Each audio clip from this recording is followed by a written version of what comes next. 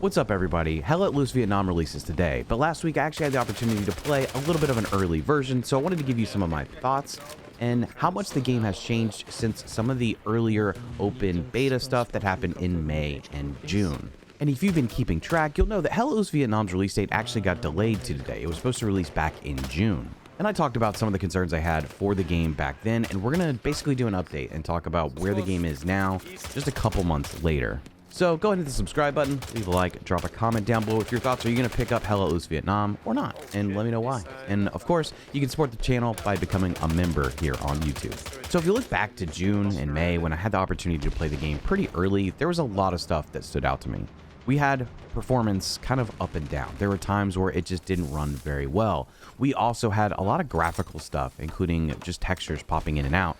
And sound was a mess to me, mixing and whatnot. It was really hard to track distances. It was really hard to decipher the difference between an enemy weapon and a friendly weapon. There was a lot there that needed a lot more polish. So first, let's talk performance. If we look back to May and June, I had everything from frame rate drops to crashes, right? There was plenty here that just didn't seem super stable. I'd lower my settings and things would start to seem a little bit better, but not greatly improved. And with this event I took part in last week, I was actually on medium to high settings on the 3090 10K, and I had pretty stable performance. No significant FPS drops that were that notable, at least compared to what I encountered in May and June. I felt like the gameplay was much smoother, and any sort of performance issue was at least less distracting. Generally, the game seemed to run a little bit better, and the thing too is with the visuals attached to how performance operates, I didn't have as much visual distraction that I did back in the spring. For example, in this event, I didn't witness textures that I was running past just popping in and out like I did just a few months ago. That kind of stuff gets super distracting and annoying as you're trying to run through a forest or whatever and you just see blocks of textures just rendering in. Now, while we're on the topic of visuals, we should still talk about target finding. It's still difficult to see enemies. I know a lot of times when we're trying to track a target, we're looking for contrast changes, and that is really difficult in this game. On top of still bushes and shrubbery still having some motion, which has been reduced, I think, from some of the earlier playtests. Because just a few months ago, it was like the bushes were swirling in a tornado. Like everything was moving quite a bit, which made it very hard to visually track anything. That seems to have been polished up a little bit and isn't as distracting. But some of the color correction or color grading on the game still makes it difficult to find opponents out in the field. Now, obviously, you could attribute some of that to kind of the situation that you're in on the map, right? Like if you're wearing green camo, you're going to blend into some of the bushes and shrubbery easier. But for some reason, something about the game and the way it looks, it just still makes it hard to find targets consistently. And of course, it's going to be a little bit more difficult if you're just using iron sights, and it makes it just a little harder to see some of those distances and find your targets. I'm very curious to see how this lands with the community, because I do think there were a lot of people very vocal about how difficult it was to see, and people just didn't like the color scheme. It just kind of felt like there was a filter very heavily applied to the camera, and that's just what you got to deal with.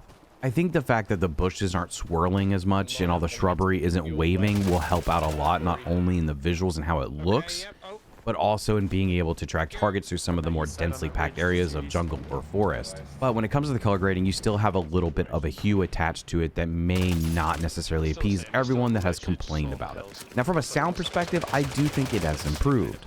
There's some times where I still found it difficult to tell the difference between an enemy weapon and my own weapon. Small arms tends to just blend together. But I do think the sound generally is better than what it was. My gun still felt impactful. I could hear a little bit better what was going on around me. There are just times where in any type of media where sound just doesn't seem to make sense. Like there seems to be something off. And I felt that a lot back in May and June, where sound just didn't really align or didn't feel like they had the impact they were supposed to. And fast forward to now, I felt like the sounds made more sense. They seemed natural in the environment that we were in. There was more balance to things. I didn't feel like some stuff was as overwhelming as it was back just a couple months ago. I remember talking about how helicopters felt like they were everywhere all the time and you couldn't really get away from them. And I didn't have that issue as much in this opportunity to play.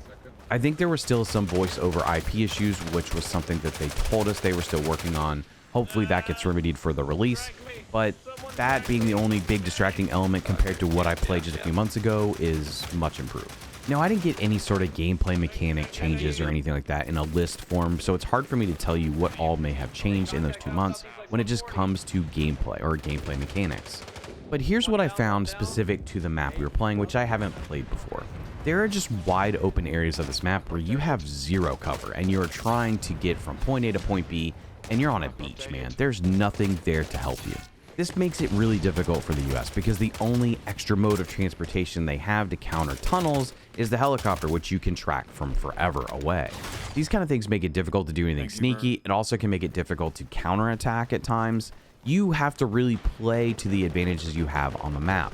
And again, the map that we played had a lot of open areas, which made it even more difficult to traverse.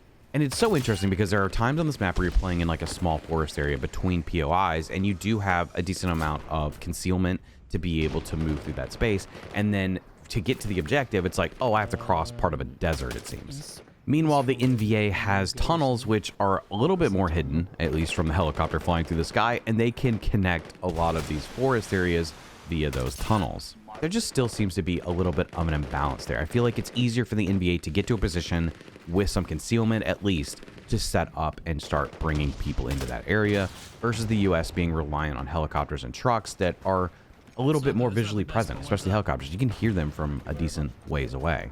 To really counter what the NVA can do, the US has to be very quick at setting up garrisons and plenty of spawn points so that they can access things quickly, and also area denial, being in position around objectives to help support an objective, right? So instead of being on the point, be around the point. And then you can make it much more difficult for the NVA, but it takes knowing, I guess, how the map plays out to really understand how to be able to do that. Otherwise, it's not hard to be in a situation where you're crossing through open areas because you don't have the spawns you need, and you're just run, die, repeat. Now, in this event, we played 3 rounds. The first round was kind of a wash because I think we were still getting people and bodies loaded in, but the second, third round were much different because the second round, we took control of a small forest south of a objective, and we were able to hold that and kind of deny the NVA from setting up a tunnel too close to the objective on the south side, so they were forced to play north, which I think played into our hand a little bit better. The third round had a whole port area and a town above it. My squad actually went to the town above the port to try to control that area and deny the NVA from setting up a more northern tunnel, which turned out to be probably the most fun I've had in Hell Let Loose Vietnam. The NVA team really wanted to set up there to get another angle of attack, and we just denied that area for them, or at least made it really difficult for them to hold it or set up for very long. And that kind of made it like this little taste of urban warfare in this environment because we're in an encampment with barracks and such, and we're having to cover a pretty decent sized area with just a handful of people and keep the NVA out that kept sneaking in different corners. So that left me with a pretty positive experience on the whole event because that was the most fun. That felt like the most engaging firefights I had been in thus far in all of the tests. This didn't feel like it was bogged down by visual issues, performance, or anything like that. It felt pretty smooth. I think when players are looking for just like a little bit of strategy to add to their gameplay experience and they're able to effectively do something that denies or is able to counter what the enemy is doing, you get a lot of satisfaction from that, especially if you come from more of a, let's say, simulation side or a little bit of a simulation side of FPS games. So working with the group that I had was super effective because we were able to take, 6 guys and cover an area and deny the NVA a position that they seem to really want. That's when I guess the stakes got driven up a little bit and it felt more meaningful to play, and then the firefights tended to deliver for us. And I think the important thing to note again is that this firefight stood out to me because this is the first time I've played Hell Let Loose Vietnam without considerable distraction from other elements, whether it be the audio, the performance, or some sort of visual interference. So I say all that to say the game has improved. It feels closer to the limited experience I have in Hell Let Loose. I just see the DNA across both games more clearly now that the distractions that I saw in the early Vietnam stuff has been reduced. I mean, I've seen some feedback from this event. I've seen some feedback from the community from the more recent open playtest. There's still plenty to work on, so it's by no means maybe complete or a perfect game. There's a lot of stuff I just didn't run into in this experience either.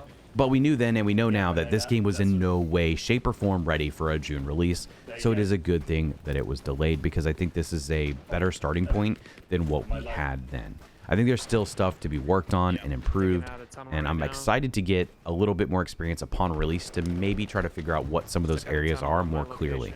I just wanted to talk to you guys about the fact that it is better. It is better than it was. Just how far has it come? Still trying to determine that. I think the main thing for me in this event was to try to play the game and be distracted less by some of the visual issues, the sound, or whatever I could find that were paramount things that I found missing or frustrating, back just a couple months ago, and I do think that was better. So hope you guys enjoyed the video, and I'm curious to see how many of you dive into Hello Vietnam, maybe play it, take a look at it. And if you have any questions, you can let me know down in the comments below. But for now, thank you guys for watching. Be sure to like the video, hit the subscribe button, and I'll catch you all next time.